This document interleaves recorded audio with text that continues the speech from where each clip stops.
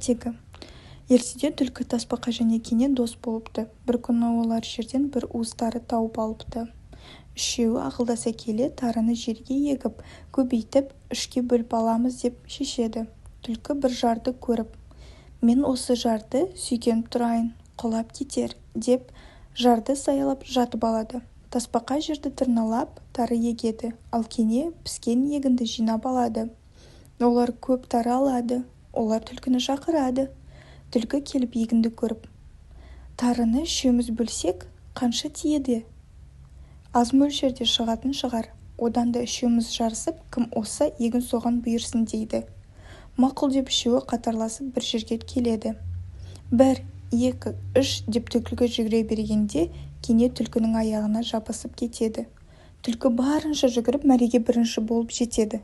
Сонда кене: «Әй, сен мені басып өлтіресің бе?» дейді. Түлкі: «Сен қашан жетіп алғансың?» деп сұрайды. Кене: «Сен бағана 1, 2, 3 дегенде ақ мен келіп қалғанмын» дейді. Екеуі дауласып жатқанда егістікке тасбақа келеді. Тасбақа: «Әй түлкі, мен бір пәлені көріп келдім. Жаңа маған 2 қара бүркіті және тазы иттері бар ат мінген 2 адам келді.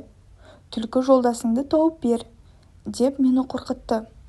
Түлкі: мен сені туралы айтқан жоқпын. Енді олар маған сенбей осы жаққа келе жатыр» дейді. Түлкі: «Мені айтта көрмеңдер» деп жалынады түлкі. «Мына тарыны екеуің тең бөліп алыңдар. Мен сендерге ризамын. Аңшылар мені сұраса, білмейміз, қайда кеткенін деңдер» деп түлкі қашып кетеді. Сөйтіп тарыны тасбақа және кене екеуі екіге бөліп алады.